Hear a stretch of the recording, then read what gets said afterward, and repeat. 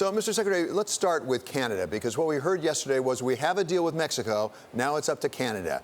As I understand it, Chrystia Freeland, the foreign minister of Canada, is in Washington right now. What are we asking of Canada? Well, we're asking of Canada to consider joining in the agreement that's already been reached with Mexico. That's the basic ask that we have. What remains to be seen is how close the Canadian attitude is toward that, and if there are any modifications that work for us that would bring them around, or if they want too much.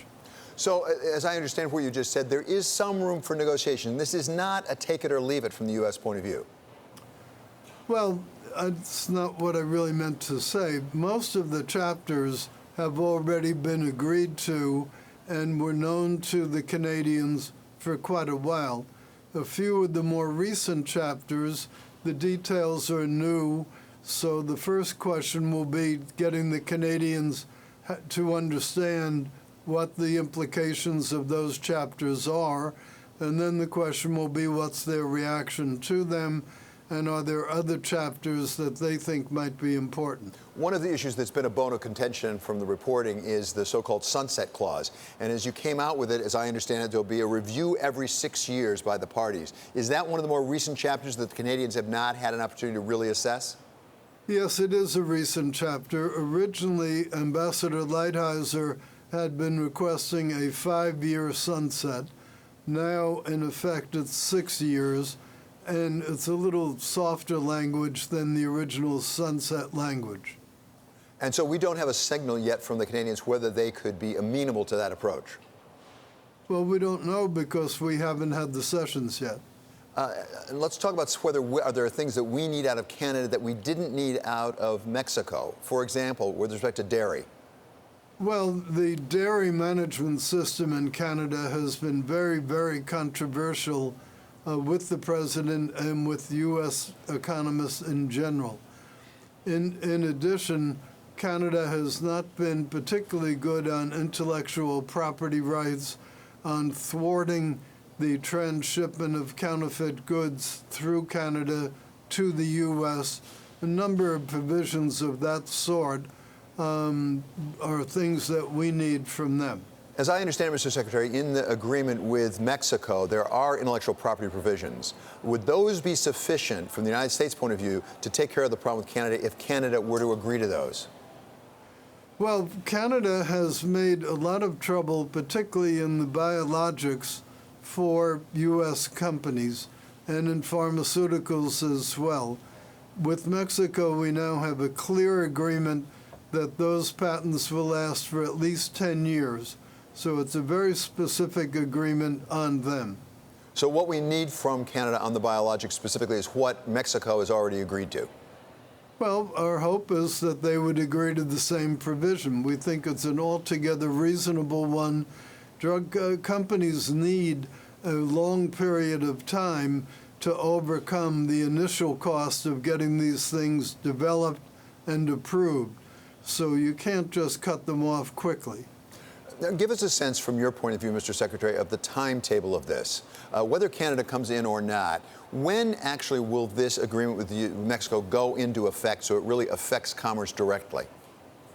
Well, the likelihood is that this will be dealt with by the new Congress, the next Congress after the midterm elections, simply because under the Trade Promotion Authority, the so-called fast track, there are some statutory periods.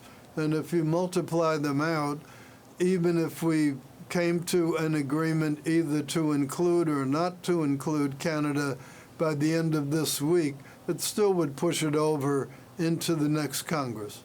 We're speaking with Commerce Secretary Wilbur Ross for Bloomberg Television and for radio. Sticking for a moment, Mr. Secretary, with this timetable, as a practical matter, will it increase the trade with Mexico once it goes into effect? We think that it will, because one of the most important economic issues that was solved in the deal with Mexico is increasing both the NAFTA content and hopefully the American content of the automobile industry. Autos are by far the largest single source of our trade deficit with Mexico. So we think that that will help Mexico get more business back from Southeast Asia, and we hope that it will help the U.S. to do the same, because now somewhere between 40 and 45% of the content of key components has to be from countries where the wages are $16 an hour or more. Obviously, Mexico wages are nothing like that, nor are they in Southeast Asia. So that's a provision that directly benefits U.S., and if Canada comes in, more or less would help Canada because their wages are quite similar to ours. The other broader provision that will help Canada, Mexico, and the U.S. is the requirement that 75% of the content be from within NAFTA. Right now, the content requirement is only 62.5%, and many of the parts specified in that old agreement are no longer even used in cars, whereas there are many components, principally electronic ones, that now are used that were not used at the time of the old agreement. Mr. Secretary, why did the United States choose to negotiate first with Mexico? Was it because you thought it would be easier? Was it because the trade deficit was larger? What caused you to take this sequence? Well, there are several reasons. One, the Mexicans seemed more eager to do a transaction. As you know, they're going through a transition of government, and it was important to the old government to try to get this done on their watch.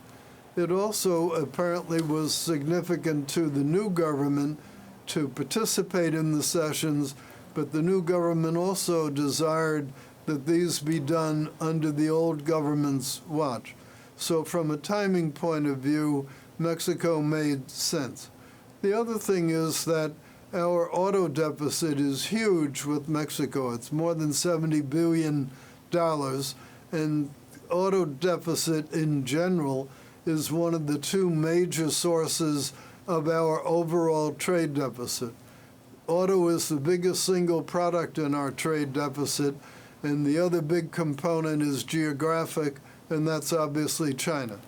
Mr. Secretary, earlier today, your colleague Steven Mnuchin, Treasury Secretary, praised the, as he called it, currency chapter in this agreement with Mexico. Could you describe that for us? I must say, I've talked to various U.S. companies, including Ford Motors, one particular, who said there's real issues with currency manipulation. Was this to address a fear that Mexico has been or will really adjust its peso? Well, I would leave the details of that to Secretary Mnuchin, because currency is an area specifically reserved to the Treasury. But it's no secret that part of the problem in terms of our trade deficit with Mexico is that the peso has been deteriorating at a very, very rapid rate. In fact, there have been multiple year periods during which, even though there had been some modest improvements in the minimum wage in Mexico in peso denomination, there still was an actual decline in Mexican worker wages in dollar-denominated terms. So it's a significant issue. It's not that we're accusing Mexico of being currency manipulators. That isn't so much the point. But what happens is when hedge funds want to hedge against emerging market risk, about the only currency that they can do in big size is the Mexican peso. So it is under pressure from time to time for reasons that don't have that much to do with Mexico. The other thing is Mexico does have a substantial trade deficit. Its trade deficit annually with the entire world, despite the surplus with us, is over $20 billion a year. So that's also a problem for the Mexican peso. Mr. Secretary, the President said just 24 hours ago that now is not the time to negotiate trade relations with China, and you've reiterated that since. Why is this not the time now, and when will be the time? Well, we don't have an exact date as to when will be the time, but you're aware that the two delegations met last week. There was no substantial breakthrough that came from that session at all. And so that's one indicator that it's not necessarily the right time. Secondly, as you know, the United States is scheduled to impose tariffs on quite a lot more product from China coming in here. And I think the president is interested to see the impact that those moves have on the potential negotiations. And finally, there's ongoing talks with the EU about really coming to zero or at least reduced tariffs. Is there any news on that? Can we expect any news anytime soon? Well, there will be sessions with the European Commission in September, more or less to scope out the parameters of the subsequent talks. But neither the EU talks nor the Chinese talks are remotely as far along as we are with Mexico. And frankly, they're not even as far along as we are with Canada, because so much of the agreement had already been agreed while Canada was at the negotiating table.